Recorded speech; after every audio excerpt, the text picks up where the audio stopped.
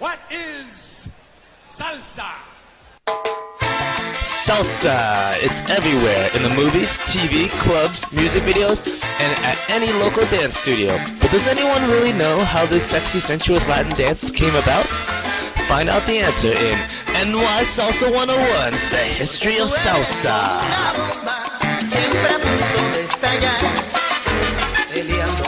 Salsa is an internationally popular dance style that has its roots in Latin America, Africa, the Caribbean, and North America. The word salsa translates as the word for sauce and also connotes a spicy flavor, hence the sensual aesthetic of the dance.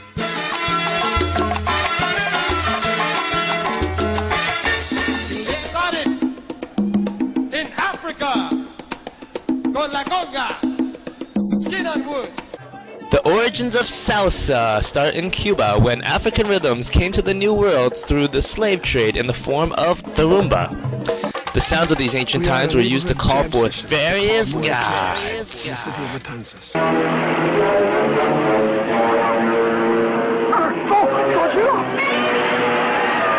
Slaves were forced to convert to Christianity but managed to preserve their heritage by using code words to refer to their own gods. In Cuba, African drum rhythms blended with the Cuban official music and the dance of danzón. A style known as the Cuban son emerged, and we now start to hear the claves play a central part of Afro-Cuban music. This is the clave. The clave is one of the most important instruments, if not the most important instrument in Latin American music, Afro-Caribbean music, and West African music. Radio broadcasting came to Cuba in 1922, along with alcoholic Americans seeking to escape prohibition laws. This exposed a large population of Westerners to the Cuban son, and for the first time, Afro-Caribbean music became popular in the United States. Renamed the rumba, the music and dancing began to appear in American salons in the 1930s. Now keep in mind that this rumba is actually the Cuban son, and it doesn't look anything like the rumba that's actually done in Cuba. So I don't know.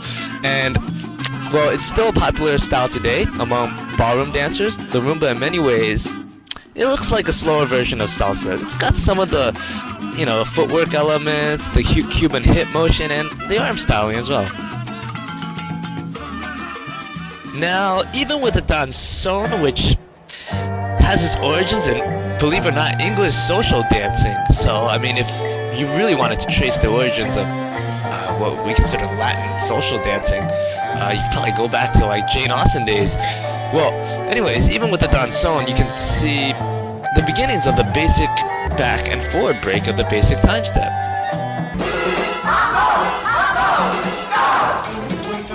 So in the early 1900s, a Cuban composer named Orestes Lopez wrote a danzón piece called Mambo. In 1943, a famous band leader and a friend of Lopez named Perez Prado began to call his own brand of music Mambo,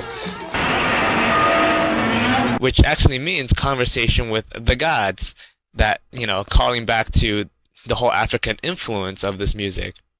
Perez's mambo was a more upbeat version of the Cuban music of the time and contained big brass and drum sound to it. The story goes that he came up with a dance to go with the mambo music and introduced the mambo dance at La Tropicana nightclub in Havana in the year 1943 as well.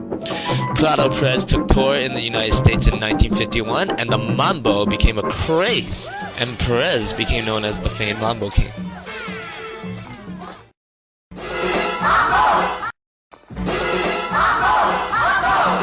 Mambo dance first appeared in the United States in New York's Park Plaza Ballroom, a favorite hangout of enthusiastic dancers from Spanish Harlem.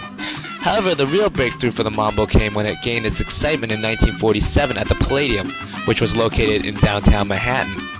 The Palladium opened its doors as a club for whites only. However, business was poor, and so a Spanish music promoter named Federico Pergani was able to persuade the club owner to book Latin music. He agreed, but for Sunday matinees only. It opened its doors to Puerto Ricans and Cubans and became a rare spot where whites, blacks, and Latinos could come together. From the doors of the Palladium, the music and dance style known as the mambo took America by storm. The Palladium era were the glory days of the mambo, and the nights were filled with the rhythms of the three mambo kings, Tito Rodriguez, Tito Puente, and Machito. Both of the Titos brought a Puerto Rican influence to the mambo music, and also their infusion of jazz into the Afro-Cuban sound added another wonderful layer of complexity, paving the way for a new flavor of Latin music that would later be called salsa. So Palladium Mambo and Cha-Cha-Cha was the progenitor of salsa, but it's still pretty different. It had a lot more open work, and the dancers, they all danced on different beats. There was no dancing on one or dancing on two. There's no formalized technique at the time. Dancers of, all different backgrounds came to the Palladium, and they all brought their own, style, ballroom, tap, jazz, swing, all of that, they pretty much incorporated into whatever mambo steps that they knew. May 1966 marked the end of the Palladium era as the nightclub closed its doors and the Big Three found their new home inside the Corso nightclub. Mambo music was played almost every night of the week, and it was here that a young Puerto Rican man named Eddie Torres learned how to dance the mambo by watching the other dancers in the club. Now by this time, the mambo dance had already evolved into a slot dance, and some of the elements that we were familiar with in salsa dance started to show up, such as the crossbody lead, and some of the spins were there too. The 1970s gave rise to merengue, early forms of hip-hop, disco, and the hustle, which was cool, okay, kind of. Well, I guess it's not as bad as the boy bands of the 90s. Among other aficionados, Eddie Torres kept the mambo alive by teaching the dance and standardizing the break step on the 2 and the 6. Torres began to teach on 2 when June Laberta, a partner of his, explained music theory to him. Tito Puente also explained to Torres that dancing on 2 was a marriage with the music because the break step synchronizes with the accented slap of the conga drum. 1, 2, 3, 4, 5, 6, 7, 8. Notice there's an accent on the 2 and the 6 as we count from 1 to 8. It goes 1, 2, 3, 4, 5, 6, 7, 8. Now notice how the men break back on the second beat with the right foot and they break forward on the left. But it's important that you dance precisely with the correct tempo, like this. And 1, 2, 3, 4, 5, 6, 7, 8. Salsa is flavor and spice. Salsa is Latin soul. Salsa is flavor and spice. Salsa is Latin soul. Salsa is ritmo, rhythm.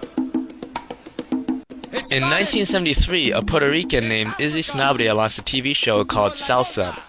He also launched a magazine called Latin NY where he would commonly use the term salsa.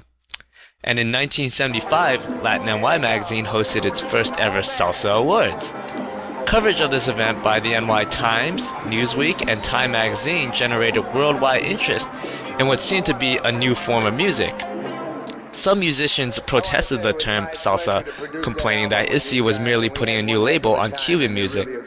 But in many ways, it was new. It had evolved over time to something unique in its own right. It started in Africa con la conga, skin on wood. El bongo, the basis of salsa, el clave.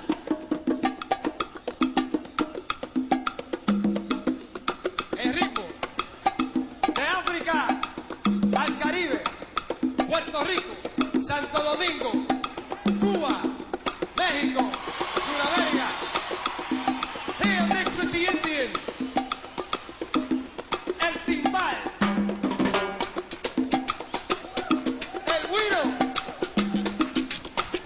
todo ritmo, la maraca, el clave, and now the heartbeat, the soul, el corazón de la salsa, the bass. Aha! Woo! From Europe, Europa, the 88s, el piano.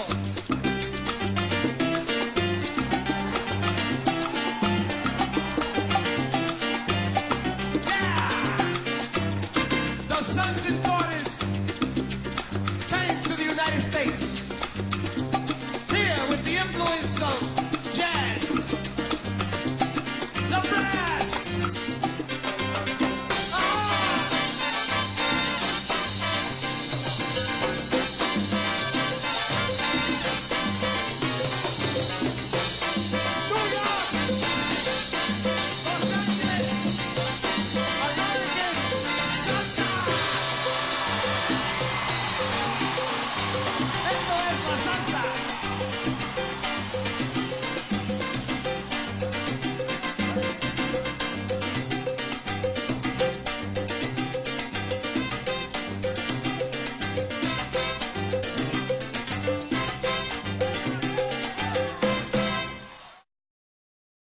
What was originally of African-Cuban origin had found a home in America and adopted by the Latino community of New York.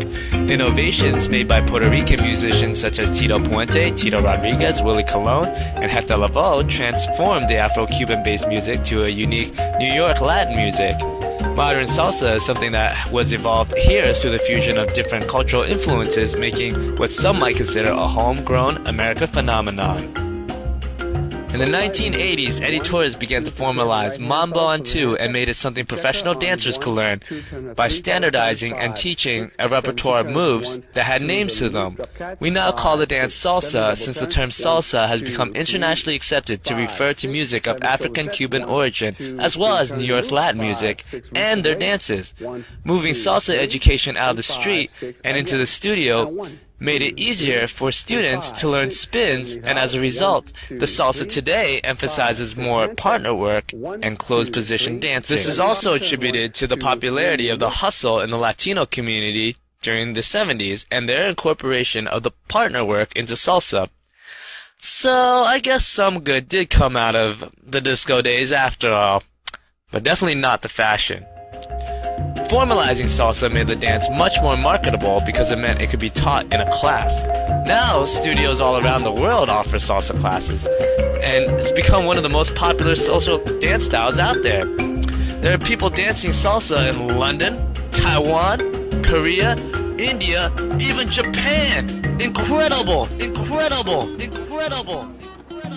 So in a nutshell, Africans were brought over to Cuba, and as a result of the slave trade, their music blended with that of the Cubans, and a marriage between the clave and the African drums was now formed.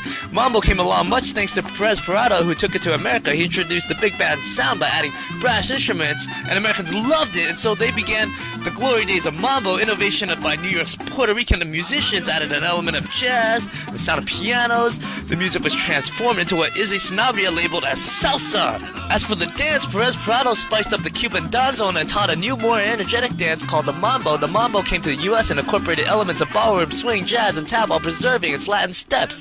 In the 70s, the influence of the partner work aspect of the hustle left its mark on the mambo and was brought off the street and into the studios in the 1980s by Eddie Torres and was now called the salsa. Whew! So there you have it, a history that tells of a style of dance that's really a fusion of many different cultures. The dance continues to evolve this way today, with the newer generation mixing in components of hip-hop, belly dancing, adding lifts and aerial moves from ballroom and swing. So now that you know this awesome, rich, kick-ass history of salsa dancing, you'll be able to go out and dance as an informed individual, but more than just filling your head with knowledge and turning you into a salsa brainiac. I hope that this short video has helped you gain a new appreciation of our awesome, spicy, saucy dance known as salsa. Thanks for watching. Check out my YouTube channel for some lessons. Don't forget to subscribe.